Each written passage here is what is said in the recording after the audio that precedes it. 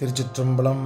திருநாவுக்கரசு சுவாமிகளுடைய தேவாரம் 4ஆம் திருமுறை, பண் பழம்பஞ்சுரம், தலம் திருப்புகழு, பதிகம் 15, பாடல் 9. சோற்றுத்துறையம் சோதியை துருந்திமேய தூமணியை, சோற்றுத்துறையம் ஜோதியை துருந்திமேய தூமணியை,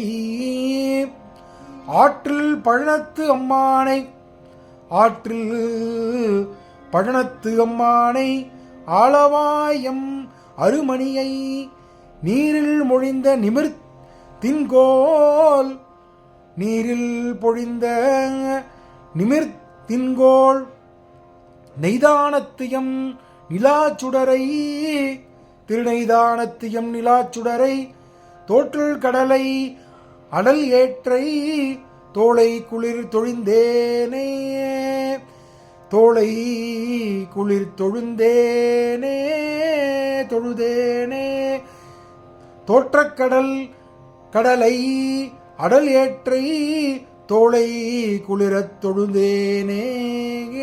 திருச்சிற்றம்பலம்.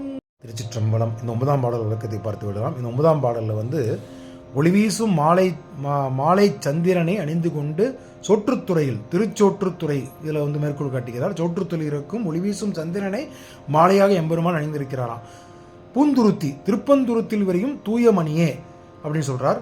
நீர்வளம் மிகுந்த திருப்பழனத்தை உரையும் பெருமானே. அப்ப பாருங்க அந்த எப்படி சொல்றாரு பாருங்க. நீர்வளம் மிகுந்த திருப்பழனத்தில் உரையும் பெருமானே, ஆளவாயில் உரையும், ஆளவாயின நம்ம மதுரை, ஆளவாயில் உரையும் மாணிக்கமே, அகன்றும் திருநீர் பொழிந்து காணப்படும் வலிமையை தோள்கள் உடைய திருநெய்தானம் நிலவும், திருநெய்தானத்தில் நிலவும், திருநெய்தானம் தஞ்சாவூர் பக்கத்தில், திருவையாறு தஞ்சாவூர் பக்கத்தில் இருக்கு.